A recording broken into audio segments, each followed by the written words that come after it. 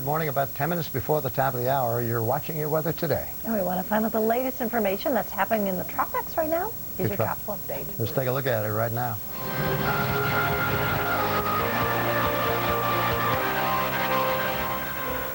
You know, the Atlantic Basin tropical season ends officially on November 30th, but unless there's some action out there, we'll probably discontinue covering it right around the beginning of November, because that's when the season really tapers down and generally is extremely quiet. But if there's anything in the Atlantic to inform you about, we'll be there with it.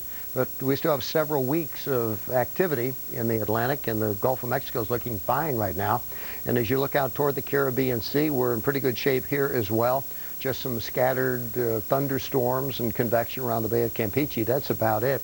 But you note two things out here in the Atlantic. One's been with us since September 20th. First is an extratropical system, and then later a tropical system. Well, we're well into 3 weeks now for Kyle. Kyle regenerated again into a tropical storm, and this is the fourth time it's done that, then gone down to a tropical depression and then regenerated, increased in wind speeds and lowered pressure to become a tropical storm again. This is an upper level low.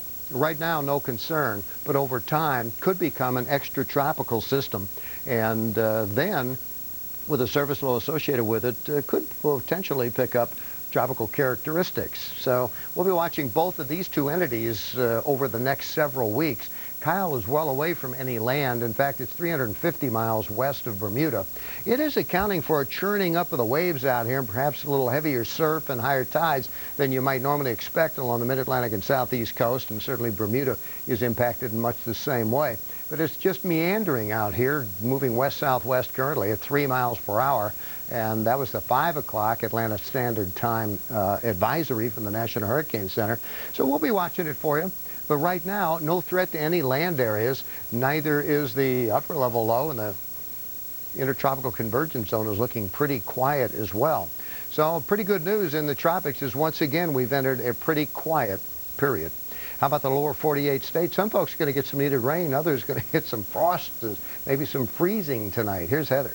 Well, not quite as quiet for some of you this morning in the overnight hours. We had a lot of thunderstorms that have been rumbling here across the southeast, and I know that woke a few of you up last night. Well, it is beneficial in a lot of places to see some of this rain working here across Alabama and also into Georgia, where we really need some of the rainfall. Texas, too. You're going to be getting some more rain coming through across this area as we head through the day. So it'll be the southeast that we'll keep our focus on. You notice that we're also finding a little bit of wet weather working here across Minnesota and North Dakota. In fact, right now, if you're traveling on 29 or a 94, we're finding some very chilly conditions here across North Dakota. In fact, around Grand Forks and Fargo, we have temperatures in the upper 30s and rain. Not sounding real pleasant. We're noticing here a few showers working across the northeast today. We have some kind of working through western and central New York right now. We'll see a couple of sprinkles popping up, say around Boston or into Portland, Maine today, maybe New York, maybe Philly, but again, they'll be fairly sparse through here. And then, as Marshall was saying, it's going to be a chilly start to our Tuesday across much of the Ohio Valley and then working here into the northeast. And you'll be looking for some of the frost on the ground in some of these areas. A few places, too, you could see the ground freezing. And we're going to notice here across the southeast, still some isolated action. And some showers continue on their journey here across Iowa, working into Wisconsin and Michigan tomorrow.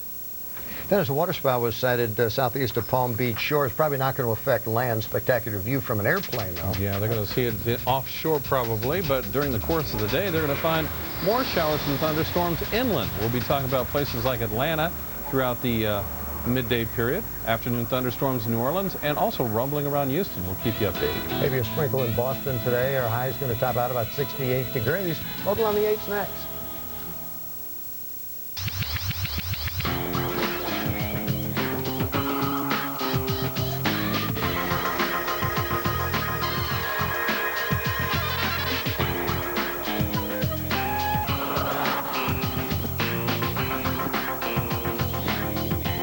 Introducing the versatile all-wheel drive Subaru Baja. Part car, part truck, all choice. When you get it, you get it. The beauty of Subaru all-wheel drive. When you get it, you get it. I'm the mama. That's my voice.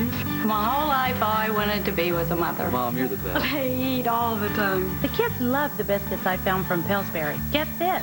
Take the biscuits out of the freezer, as many as you need, and bake them up. If I need a couple more, I bake a couple more. These biscuits are good. They love my biscuits. They can eat 3 or 4 before I even get them to the table. Authentic home-baked classics. In the freezer. I may be little, but I'm mighty. 30 shrimp for your 30th birthday. I'm 29. Mix and match 30 shrimp for $9.99. Now at Red Lobster. Red Lobster, now featuring 30 out-of-this-world shrimp for only $9.99.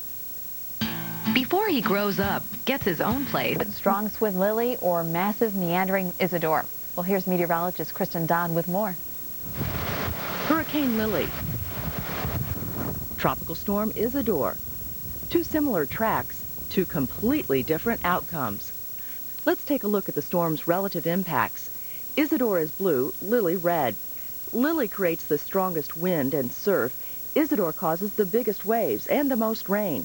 But which system had the most impact on the United States? The overall impact was much greater for Isidore because it affected much greater area of the coastline and also many more locations inland, even though Lily produced a much stronger impact in a very small area. But how can a tropical storm with winds of approximately 50 miles an hour trump a Category 2 hurricane with winds roughly double that?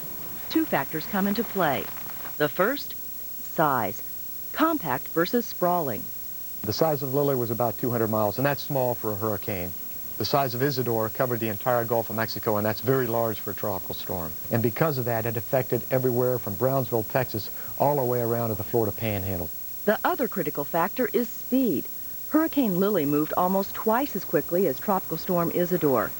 Slow-moving Isidore had the time to dump 10 to 15 inches of rain over a wide area. Speedy Lily's rain swath was narrow and about half the rainmaker of Isidore. Isidore was moving very slowly, and no matter what the strength of the system is, when they linger, they can produce tremendous amounts of rain, and that's what happened in Isidore. So when you are listening to tropical watches and warnings, remember, what's in a storm's name may not be the most important thing. That's why people need to keep in mind, just because it's a tropical storm does not mean it can't produce significant damage to your location or very heavy flooding. For the Weather Channel, I'm Kristen Dodd. So far for the Atlantic hurricane season, typically we see an average of 10 named storms, and so far this year we're above that at 12. And we typically average 6 hurricanes. We've had 4, and of major hurricanes, typically we average 2, and we've had 2 so far this season. As we take you out into the Atlantic Basin, we do have several different features to point out to you, one being in the central Atlantic and the other being in the western Atlantic. First, let's take you in a little bit closer and take a look at both entities here. One is Tropical Storm Kyle, which has been churning in the Atlantic for about 17 days now. The other area here is an area of low pressure that does need to continue to be monitored for at least some tropical development south of the